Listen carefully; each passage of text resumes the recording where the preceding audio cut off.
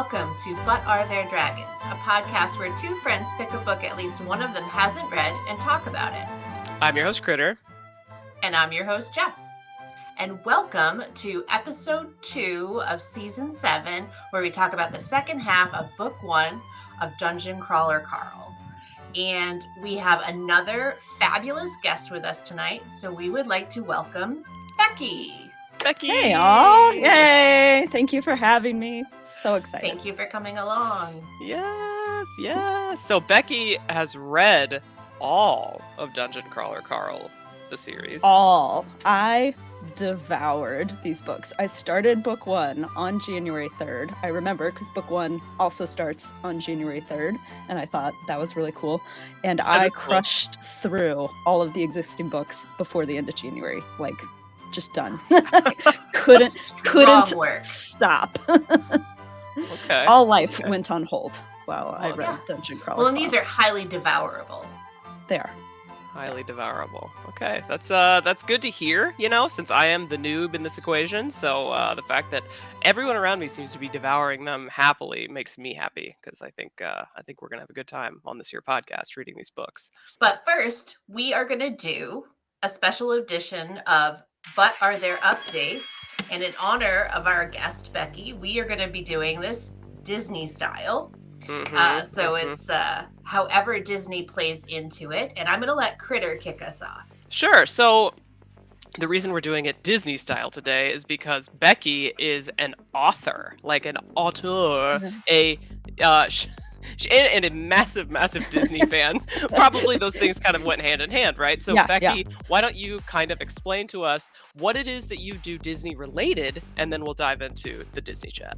Yes. So in my ample free time, which is a total joke because I work a very, very busy job and have 2 children, I either read Dungeon Crawler Carl or I visit Disney World by myself and write a book about it. So in my real life, I am a data person. I do that in my job. My career has become very meeting heavy though. So I get my data fix by doing algorithms about Disney World. So I pull all of the different wait times from all the attractions, and I run algorithms that help people decide when they should visit certain attractions, etc., when the least crowded times of year are. And I used all of this to start being the author of the Unofficial Guide to Walt Disney World, which has been around since before I was born. So I can't claim credit for all of them, but the last 2 editions have been all me, and I'm working on finalizing the 3rd one. So if you're watching on video, this is the book. It's lovely. Ooh. It's a whole textbook, 600 pages that I get to write every year. So wish me luck as I finalize 2027 here in the next month, which is wild. Writing is hard, y'all. That is thick. That is a thick book. So Becky is a Disney expert. Jessica and I, not so much. I consider myself a Disney... I don't know if I'm like a Disney adult, but like I watched the classic Disney films growing up, and the first time that I ever went to a Disney location was Disney World 2 years ago. I've been there one single time, and I was pregnant, so I didn't get to ride almost any rides. So the experience was something. Also, Mr. Kritter got sick before we got to go to Hollywood Studios. So the day that I was most looking forward to, the day that we had stuff booked at the Star Wars locations, we were gonna build a lightsaber. None of that happened. So anyways, it was a mixed bag.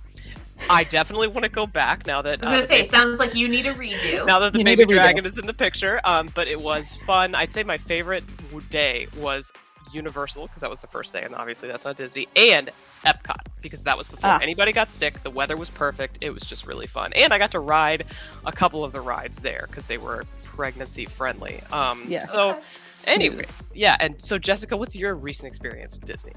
So I also, I don't necessarily identify as a Disney adult, but I also grew up on the Disney movies.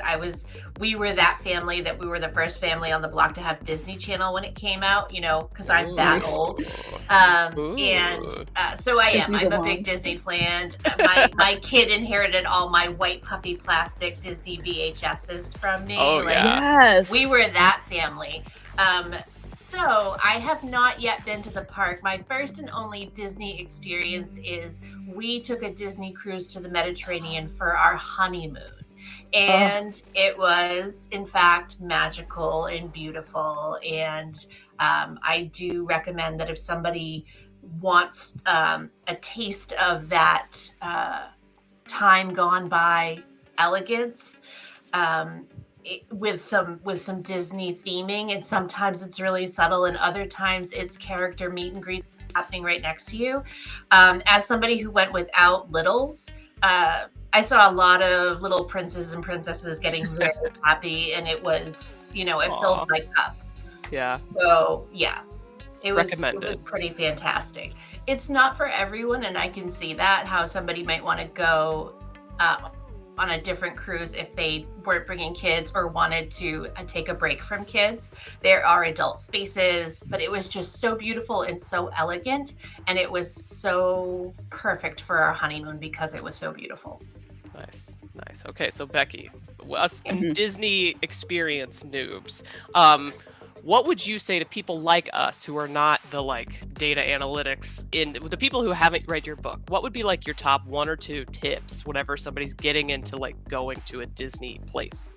Yes. So cruises are the way to go if vacation planning stresses you out, because all you do is you buy the cruise and you go on it and all your food is there. It's also arguably the better experience if you have really, really little kids, because your room is always steps away and food is always steps away, and you don't have to worry about getting back to your hotel for naps. We took my youngest daughter on her first Disney cruise when she was 13 months old. She learned to walk on the ship. So there will always be a place in my heart for Disney cruising with very small humans. But if you're going to Walt Disney World, clearly I do that all the time. That's what the book is about. 2 major tips. Go when schools are in session. Yay. Because most people that visit Disney World have kids and don't like taking them out of school. So September is actually the best time to visit Disney World, that 1 week after Labor Day. Okay. Most people don't want to take their kids out of school then, and that's when tickets are cheapest, and that's when hotels are cheapest. It's a little hot, it's a little rainy, but if you can handle that, that is the least crowded and cheapest time that you will ever get to visit Disney World. So that's my number 1 tip by far. Go in September. You'll enjoy it. Noted. Okay, I love that. September. We went in February, and I think that was part of the issue that Mr. Kritter got so sick, because that's at the tail end of the 6th season, So that was I wouldn't recommend February. It was also pretty rainy. So not my favorite time of the year. Okay, so what are our all favorite Disney characters? We're talking Disney.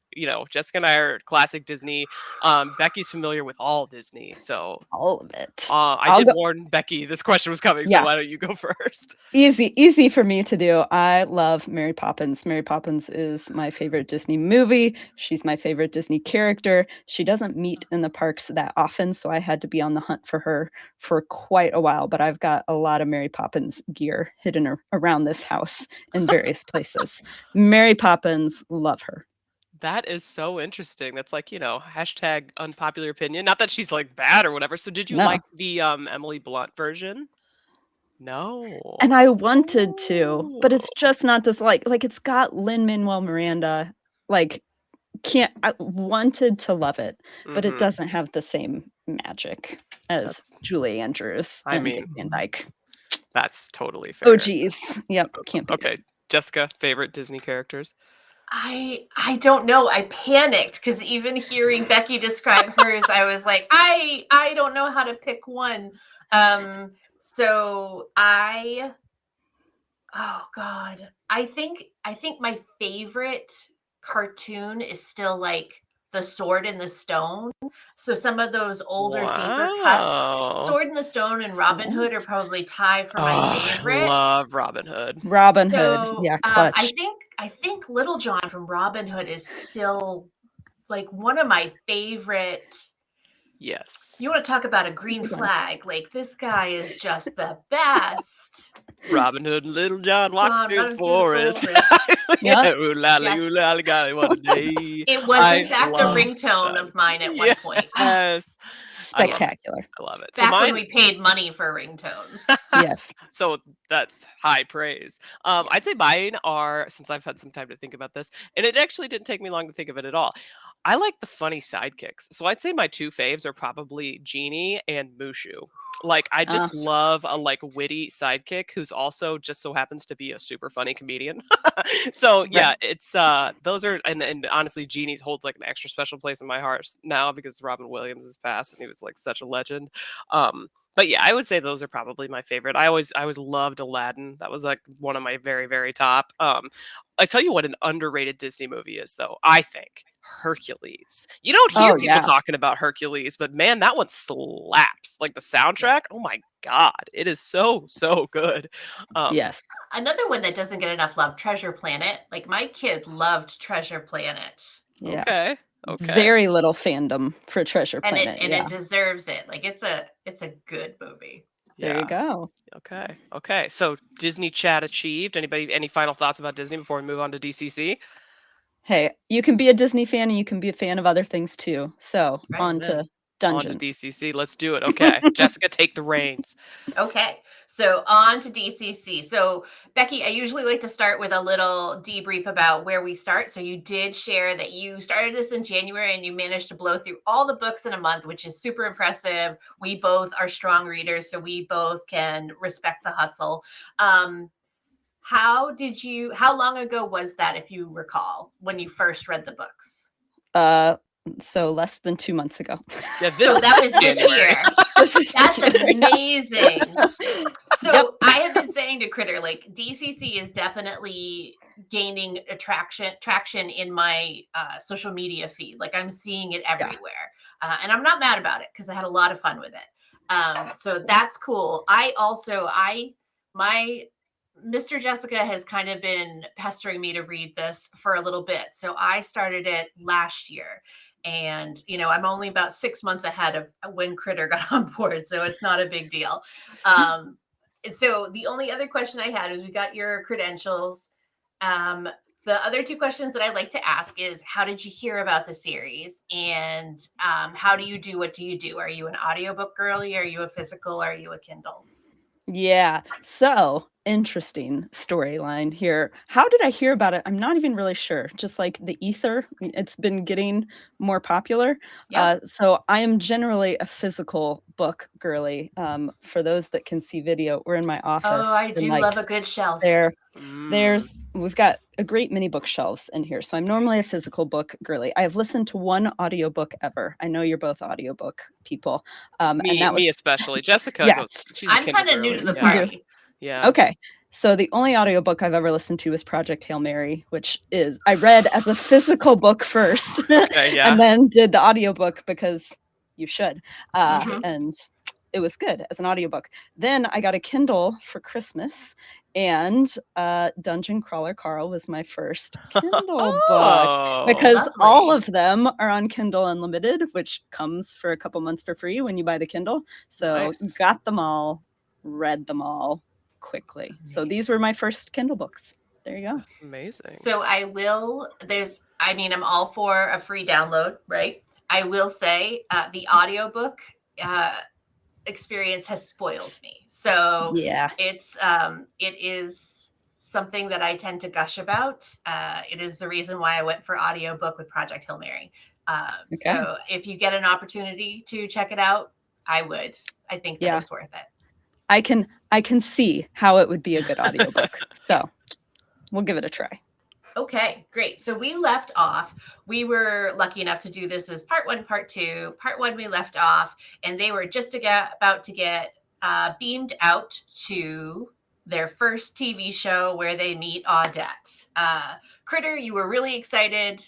Yes. Was it all you hoped it would be when they finally got to meet Audette?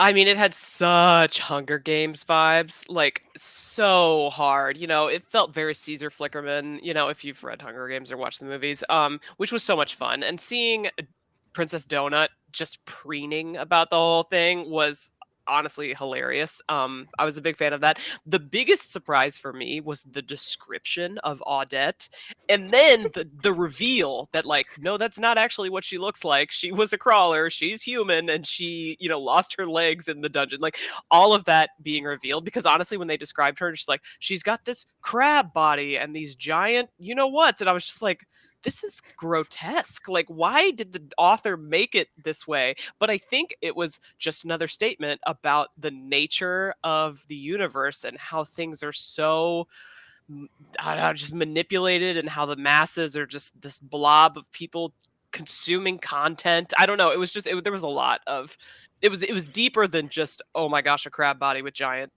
you know what? So you know what I mean? Which Yeah. at first I was like, oh, like there are several things about this book where at first I'm like, is this like problematic? And then the more you get into it, the more you're like, oh no, it's like kind of a commentary.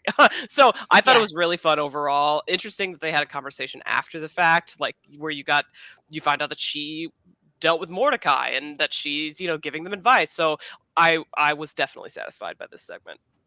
Nice. Yeah, I liked that reveal because, like you, I was going through this where like there are just elements of the fantastic isn't even the right word, like the ridiculous we talked about it in the last episode about how the bosses are created or some of the situations and how it's beyond stylized representation of human foibles or our shortcomings. And then for her to do that reveal, and I was like, oh, okay, so we were really leaning into the sensationalization again. Yeah. Also very reminiscent of the Caesar Flickerman moment. Mm-hmm. So yeah, I liked it that it took them out of the game, and now you get to Yes. see some of the structure beyond the game in addition to that. My one quibble with this was that supposedly Donut acted different enough that Carl noticed that they had enhanced her in some way. mhm. And then Odette is like, oh yeah, like a couple wisdom points. And I'm like, her stats are so strong. Would he have that was a little bit extreme for me, but I still very enjoyable. I feel like it was the equivalent, or at least how I took it was like it was the equivalent of giving her a glass of champagne. There you go. Okay. Oh, see, I was thinking cocaine, but yeah. Like, oh, because she was very on. She was very talkative. Yeah. I guess that shows you my read of Donut. Like that didn't register. Yeah. I didn't notice her different though. Carl did obviously, but like to me, Right. I was like, she's gonna put something on for the camera. Like that's just this is her. Yeah, it's her pageant self. Yeah. Exactly. Absolutely. But I guess it was like even higher, up a few more notches. Yeah. Yeah, the pageant persona is a real thing. Yeah. So since we started talking about Audette's show, not to jump around too hard, the comparison between Audette's show and say Maestro's show later in the section is pretty stark, the difference between the two. I thought it was great that we started with Audette's kind of like gave us a way to dabble our toes in the world at large. Mm-hmm. And then Maestro's show just showing all kinds of the seedy underbelly of everything associated with the game that goes on peripheral to the experience that the crawlers have. Mm-hmm. The thing that I do like most about it, and I'm sure it's intentional, was that Carl kind of flipped a switch in that moment, right? Where he went from being kind of a passive passenger to, no, this is not how this is going to go down. But he's smart about it. He has a conversation with the admin overhead, like, what exactly are we committed to? Do I have to agree with them? Do I have to do what they say? And he uses his brain and works the situation. Mm-hmm. So in terms of taking a really crappy situation and making the best out of it, I liked it. It showed me some of what Carl does that I love the most about him. And he made it about somebody else, and he took the power away from the bully. So that was a lot of just, that's my opinion. How do you ladies feel about comparing those two very, very different talk show experiences for them? Yeah, I really... so I reread the second part, so it would be fresh while we talked about this. And this show is what I skipped. Like, I couldn't make myself read it again because it makes, I like have a physical reaction to it. I do not like it. It's another commentary. I couldn't put myself through it again. Yeah. That being said, I was like, no, none of the glurping. I'm not here for it. No, thank you. That being said, I also think what I love about Carl in the Maestro episode is it's like when he's with Meadowlark, he had some time in person to like build some relationship, get to know them, feel connected to them, then have to make the decision to potentially hurt his own game to help them. He's put onto this show with people that he has no connection to, is not anywhere near even, and he still makes the decision, I'm going to help them. And I think that really speaks to his character and how that's going to progress. So I really like in the seediest of the underbellies, Carl's true character comes out, and he's like, well, forget this, I'm going to help everyone just to screw all you guys over. Yeah. Absolutely. I think for me, like, I agree with you that definitely showed us more about Carl's character, which every single time it's in question or like up for debate, he always just wins out and is an amazing guy. So Carl for me has just been an amazing protagonist. Not only that, but the stupid what's his face red pill guy. I can't remember his name. He doesn't deserve for me to remember his name. That guy, the host. He was like, oh yeah, they all say you're stupid, like, you know, whatever about Carl. And I'm over here like, who's saying Carl's stupid? Carl has made so many brilliant moves down in the dungeon.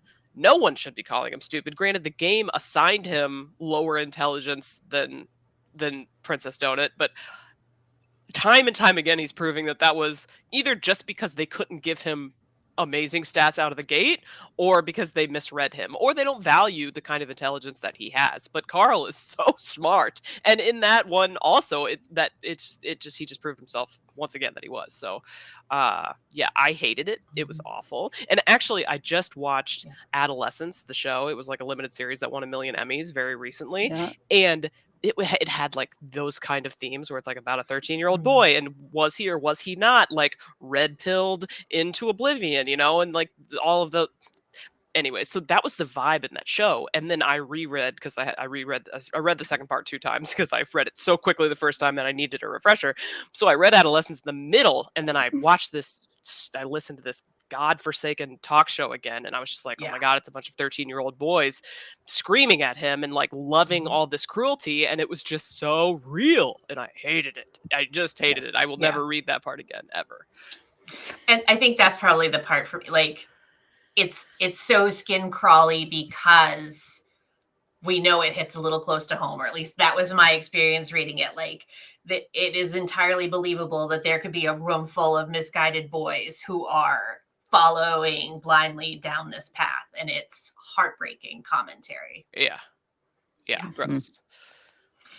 So we will move forward from that. I just thought that it was great, and I honestly didn't remember it from my first read through that we had like a relatively easy TV show experience, and then Maestro was in the same book because I also kind of devoured them so fast and I couldn't remember what happened where.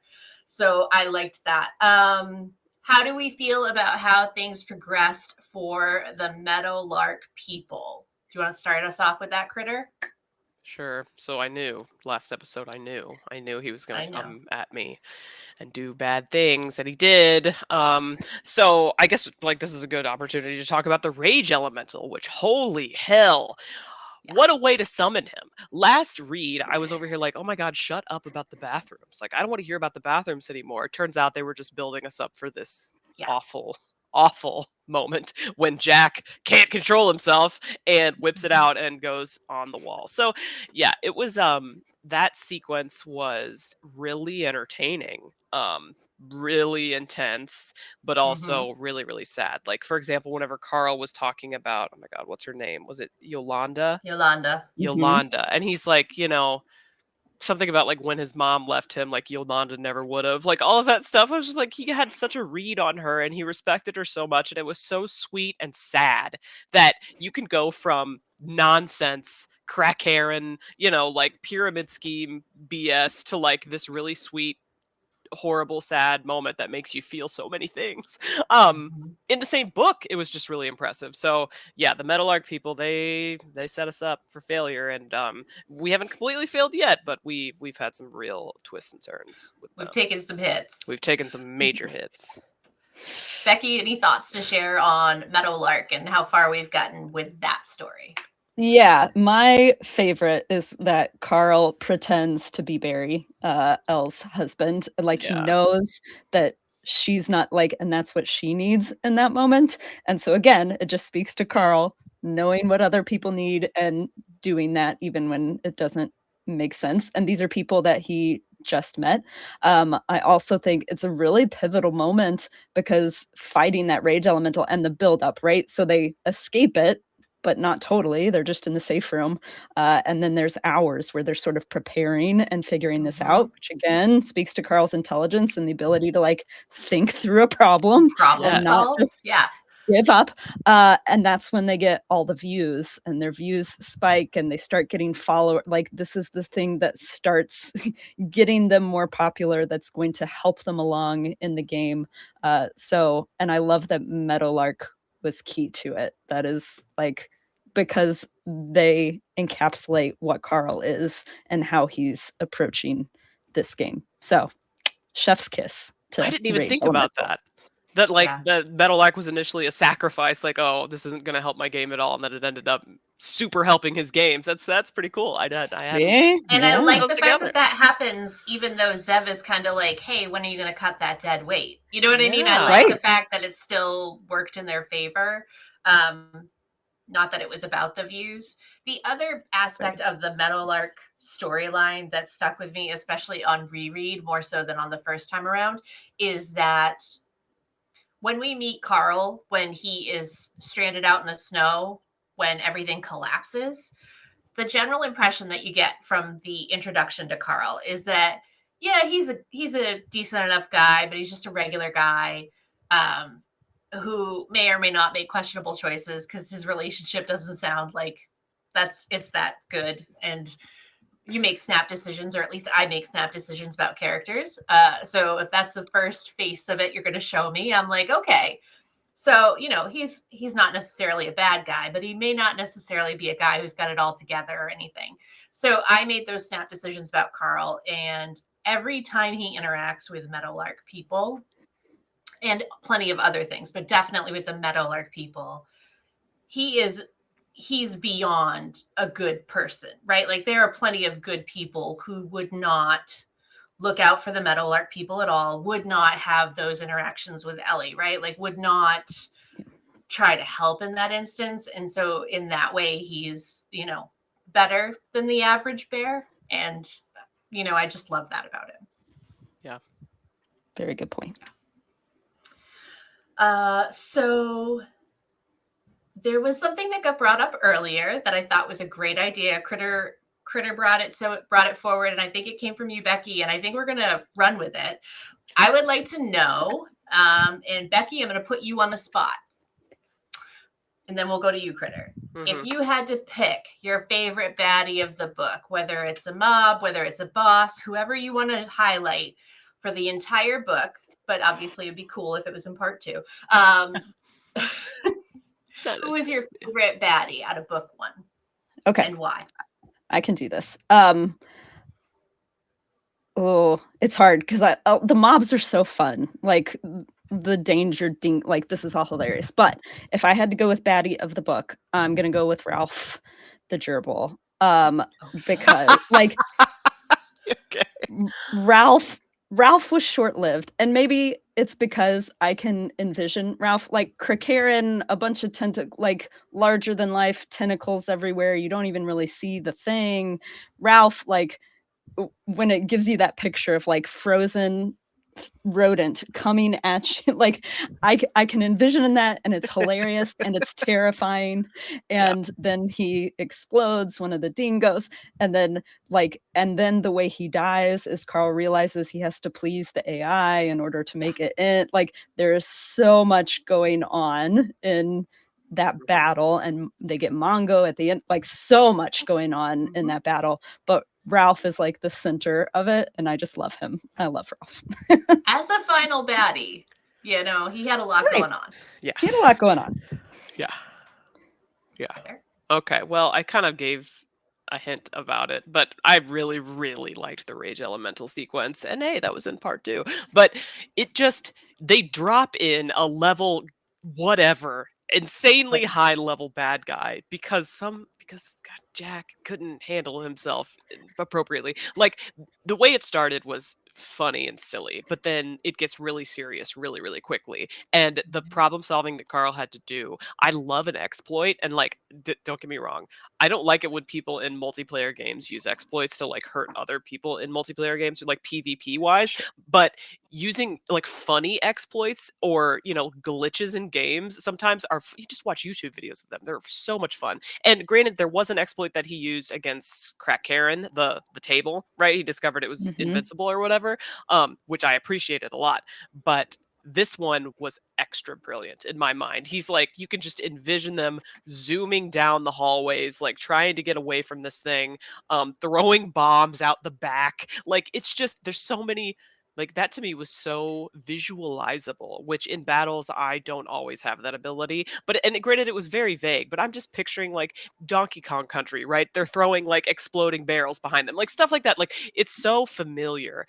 And then they ended up using an exploit by making it go down the stairs and like, doing the quick teleport to get out of the way, right? It's very like, there's a scene in the Wheel of Time that's kind of like that. There's, it's just, it was so satisfying, especially because apparently people think Carl's not that smart. So that was the Rage Elemental was just because of how intense it was, plus the fact that it turns out that they probably would have killed it after all, and they didn't get any of the experience. Like, that just made you just so mad. It was so close, but I love the Rage Elemental. Jessica, what was your favorite?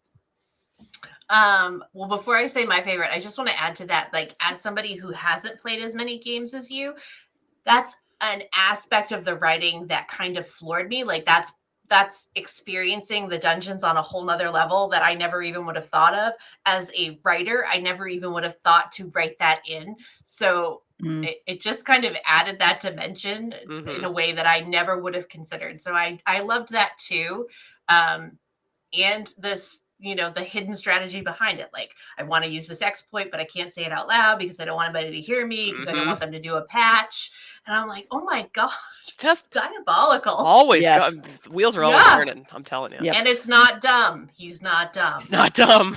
Far from it. So my baddie of the book is so weird to say.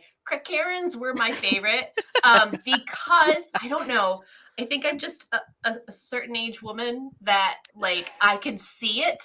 I've had to be on PTA and cookie committees with crack Karens. The screeching, the weird chemical that they're making, the MLM, like, all of it was just so. It's not a pyramid.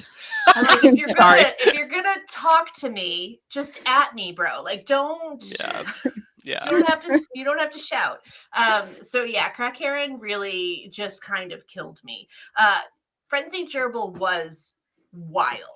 Yeah. Like, wild. The Frenzy, like, small but mighty. But I think Crack Karen has to take it for me. I do have to give a shout out though to what's his face, Jim Bro, because yes.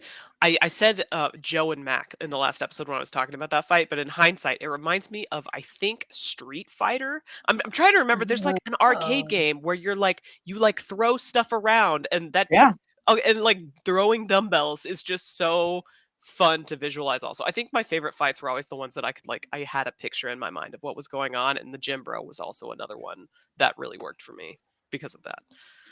Misspent youth. I should have gamed more. I would have. I feel like it would have changed my read. Maybe.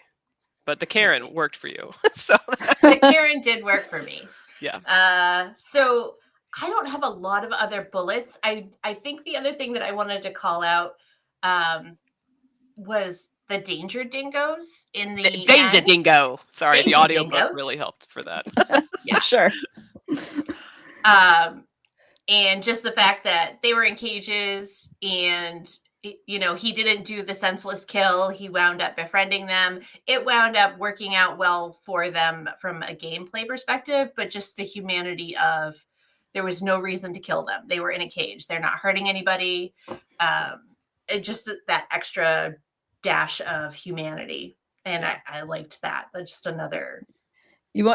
Talking about Hunger Games, like, symbolism here, or similarities at least. Like, Carl is figuring out who the real enemy is, and it's not the people in the dungeon that he's fighting, and how that's going to impact him and how it changes how he makes decisions.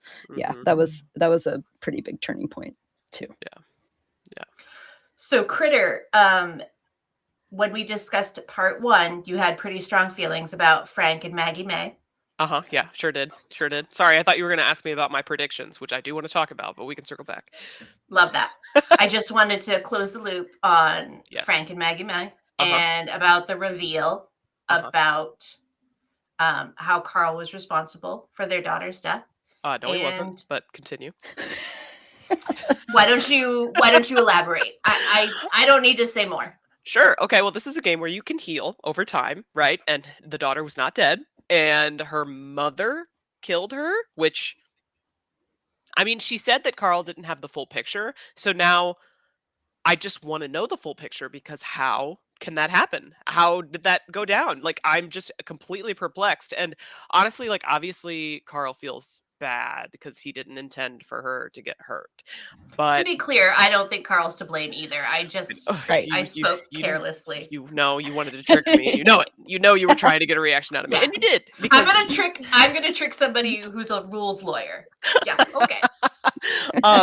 Yes, no, it was a big reveal. The fact that there was a third person, when the second person even was a big reveal in part 1. So anyways, I need more of that story. Except for, the funny thing is, when Zev was like, "Oh, that's kind of a tired storyline at this point. Like, we'll see what happens later, but we're like not super into it right now." I think that was Zev when she said that. I'm kind of in the same position where, like, I don't like them. So if they didn't show up for 5 more books, I'd be okay, as long as I eventually find out why the hell she killed her daughter, unless it's just psychopathy, which, whatever. So yeah, that was interesting. It was an interesting twist. The fact that they showed up in that talk show that will never be mentioned again from my lips. That was a twist that I guess could have been predicted, but I didn't like it because I don't like them. I hate them. They're gross. That's all.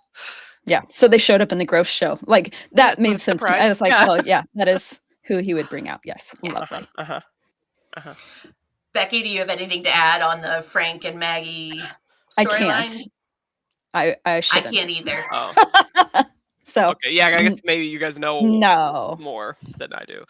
I do think, I will say this. I think it's one of the first times, like, Carl starts realizing he's only getting bits and pieces. Like, even when he watches the recap episodes, like, then watching this on Maestro gave him even more information, but then they're saying it's still not the full story. So I think that's helping sort of shape what he's feeling and interpreting about the dungeon too. So that is important, even without the full picture. Yeah. And I like the fact that he's catching on to that real time. Another place where he talks about that is with Agatha at the end, and realizing that there are things going on that he doesn't understand, and that it's probably better not to speak up, right, until he knows more. So I call that showing their work, right? They're doing long division and they're showing me their work. And I like it when we get those insights. Yep.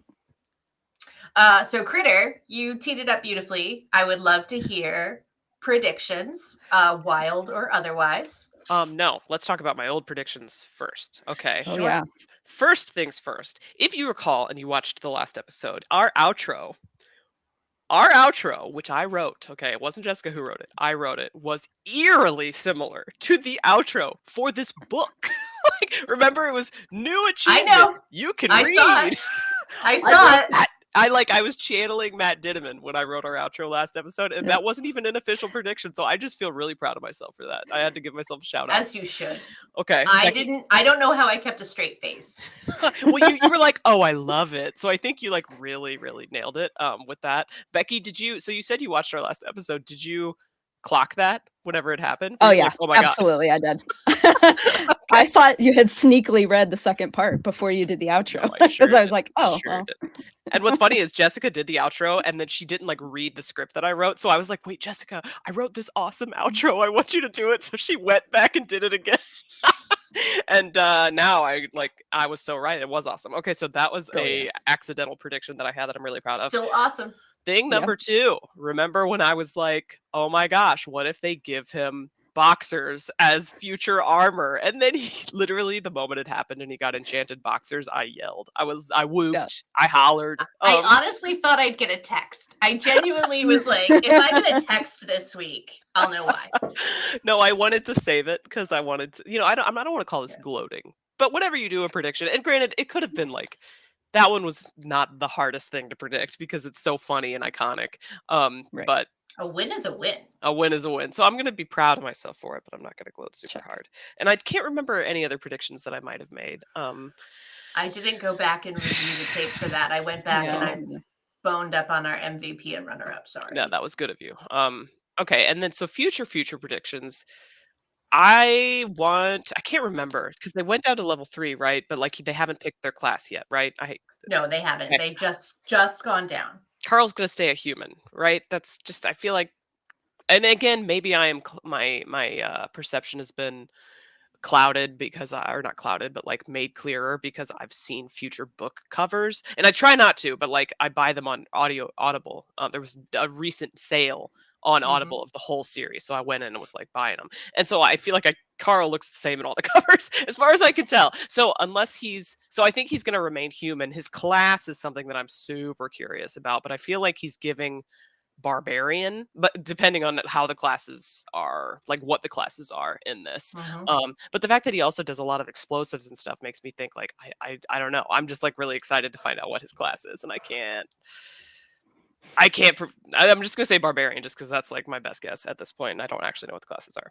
Sure. And Donut's got to keep her thing. Oh, I didn't mention this before. I really love Zev. I think she's great. She warned them about the rage elemental thing. Number one, she got punished for it, but then also Gossip Girl fan, and she taught Donut about fan fiction and oh my gosh, what's the AO3? AO3.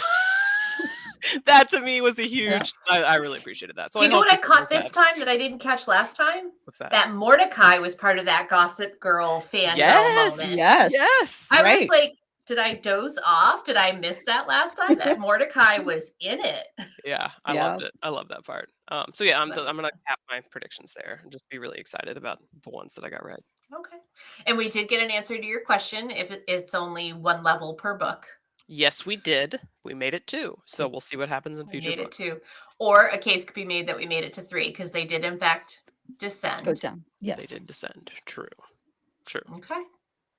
So if you had to, this is not about prediction, but if there's something you wanted to see more of going into the 3rd floor, what would you hope to see? I want to see. So Carl made a really good point talking to Donut, where people don't like it when you play for the camera, right? He said that it screams inauthentic, and to me that had like such a real world connection, right? Because there's this phenomena, right, where a bunch of people got onto TikTok and social media in 2020 and just gave their real selves, right? They were all in real jobs, they were all doing real things, and like say you're a nurse, you're talking about nursing, say you're a teacher, you're talking about teaching, and some of the people who blew up quit their jobs and then they became inauthentic. They're doing giant hauls with like things that they bought for shopping. They're driving Porsches, right? And then they started losing followers because they were no longer relatable. And so the fact that just that throwaway comment from Carl was so true and accurate. I love to see it in the book. All that being said, I would like to see Donut develop like a self-awareness. Like I need her to not be addicted to this as much as she's addicted to the fame. And I know that could be a long arc, right? Because she's Princess Donut, Queen of the Cats, whatever. But and she's got a long way to go because every time she gets that dopamine hit, she tells us about it, right? But I would like to see her become more authentic and less playing for I want her to play for the camera less and just be herself. That's what I want. I think that's a great goal. I think so too. That's fantastic. I think that again, I can only come at it. I'll ask you, Becky, and then I'll answer. Coming back to book 1 after having been through the series. Any favorite flashback moments or anything that stood out to you more this time that maybe you didn't catch last time? There's so many breadcrumbs. So I don't think I want to say them because I don't want to like but there's so many breadcrumbs that I did not pick up on the first time because there's just so many characters and everyone's new and whatever.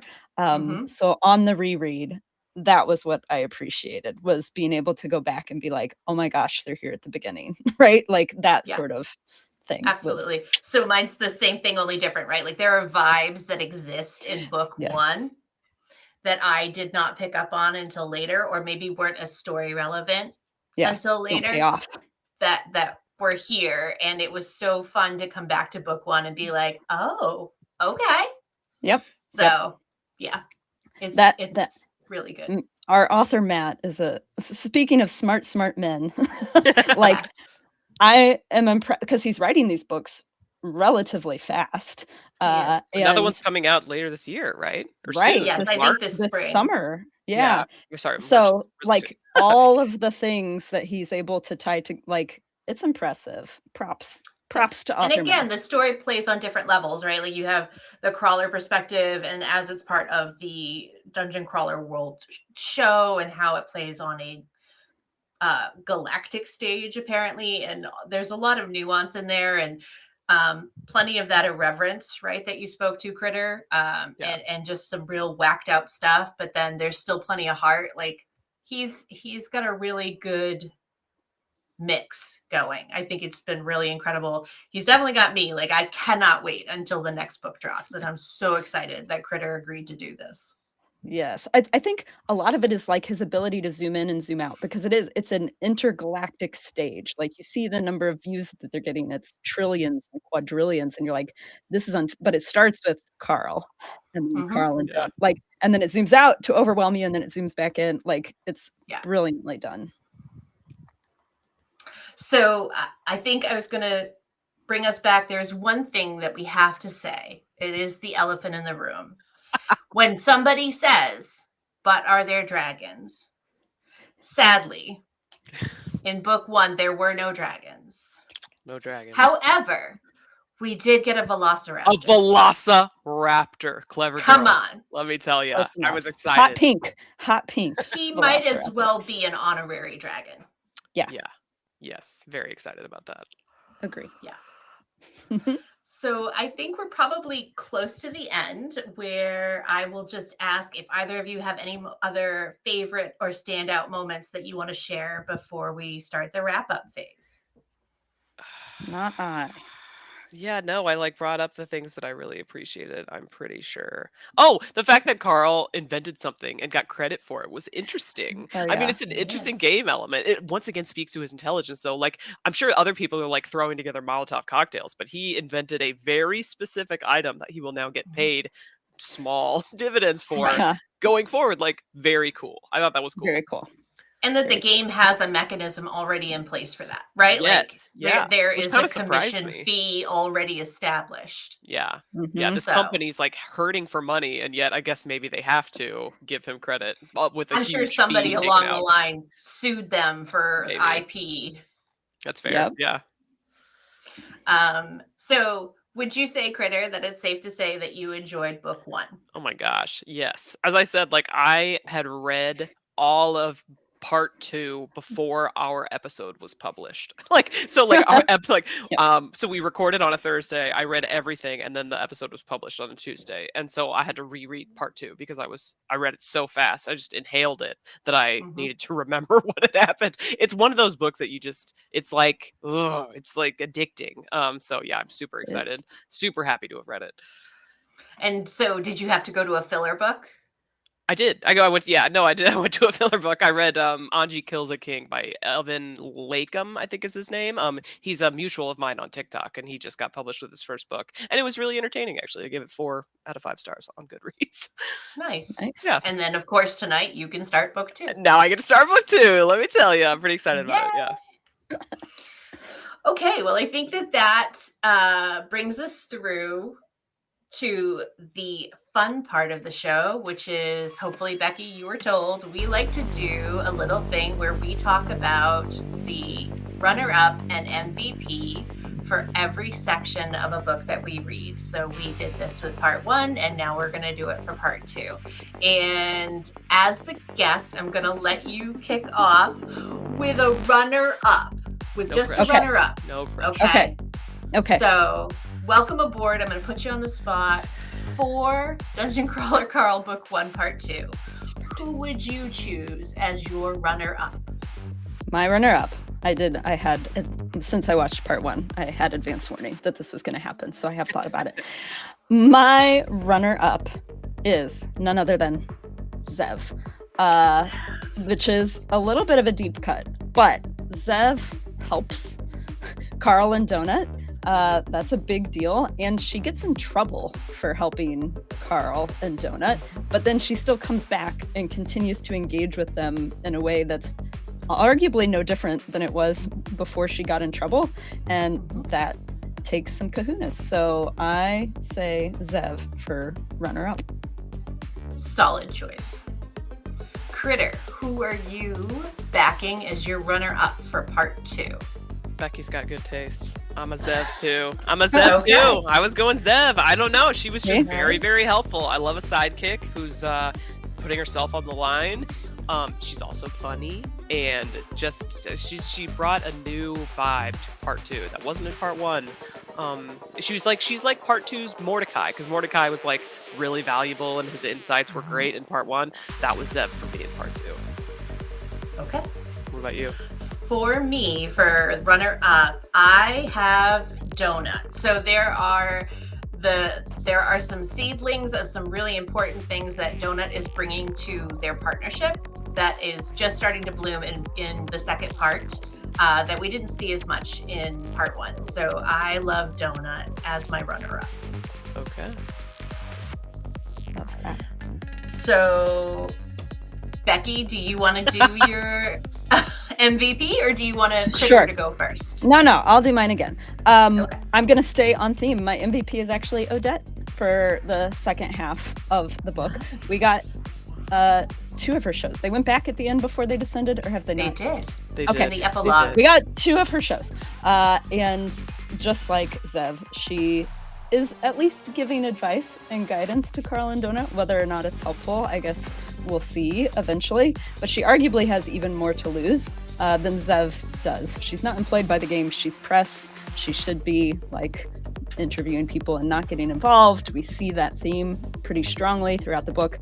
But she turns off her show and she relates to them on a ex-crawler to crawler basis, and I think that's really clutch. So regardless of where it goes from here, Odette is my MVP for Part 2 of Book 1. Excellent Okay. choice. Kritter. Yeah. I mean, you have to know it's Carl. It's Carl all day. I mean, he not only like thought he was sacrificing himself for Donut in the Kritter fight, and then he didn't die because his feet were invincible, which I think is so funny. It's dumb, but it's funny. Like it's one of those things that it's giggle about because it's really stupid, but I enjoy it. So he did that. He was willing to sacrifice himself, but time and again, he is so freaking smart. And so like he was the one who got rid of the rage elemental, like because of his amazing scheme. He's the one who invented Carl's Jugaboo. Like he's an incredible person, as we talked about. And I don't really need to wax poetic about it because everybody knows at this point that Carl is the bomb. And so yeah, MVP again for me. He was MVP Part 1, MVP Part 2, MVP for the book for Kritter. So I am also same thing, only different. He is incredibly intelligent. All the heart he brought to all of the things that happened in the second half.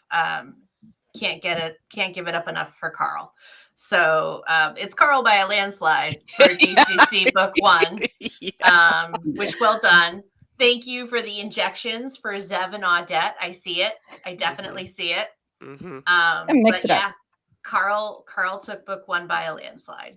Yeah, he did, and I think well deserved. Donut and Zev tied for second, I believe, because Donut so we got 2 Zevs. We got 2 Zevs, and Donut was a runner-up in Part 1 and a runner-up in Part 2 for Jessica. Yes. Yeah. Yep. Okay. Interesting. Okay, and Donut. Actually, that kind of tracks. And yeah. I'm not going to be able to explain why, but that kind of tracks. Okay. All right. So congratulations, Carl, for MVP. Congratulations to Matt Dinniman for writing an amazing, amazing book. And thank you, Becky, for coming on. Yes. This was so much fun. Thanks for having me. I loved it. We can talk more about Dungeons and Carl all the time. All the time. Okay, well, it was amazing. I'm going to put Becky's information in the description of the video on YouTube, so you can find her if you're interested in her Disney hot tips. Can I just say, I follow her on Instagram. I don't know when I'm going to go to Disney next, but I feel like I know so much more about Disney because of her. Just every day, it's like her stories are giving insights. So I highly recommend following her. She's a Disney, just, I don't know, guru. Savant? I'm not sure. She's something. It's incredible the work that she does. So yeah. Are we good? Are we good to transition? We are good. All right, so let's announce what we're going to be reading next. You all are going to be shocked that we are going to read Carl's Doomsday Scenario. Is that book 2? Yes, Carl's Doomsday Scenario, book 2 in the Dungeon Crawler Carl series by Matt Dinniman. We're all very excited about it, and we are jumping straight in. As Jessica said, I'm going to be reading this starting tonight. So we're going to read to chapter 14 in that book, chapters 1 through 14, and that episode is going to be dropping March 14th. Sorry, March 17th. I said there it is. Reading to chapter 14, dropping on March 17th. So you've got like half a month to get it read, the first half. Highly recommended because I'm going to be devouring it, and I'm really excited to talk about it. We also have a couple of guests that are going to be coming on for that one, unless something crazy happens. So get excited for that. We're going to tell you who it's going to be, but it's pretty exciting. So thank you so much for tuning into our second episode of Season 7 of But Are There Dragons, brought to you by your hosts, Jessica Sedai and me, Kritter XD, and our very special guest, Becky.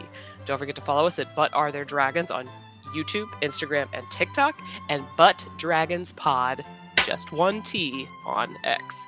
You can also find your hosts on social media as Kritter XD and Shelf Indulgence. That is it for today. New achievement! You can read a whole book even. Wow. Reward. You get to read another book.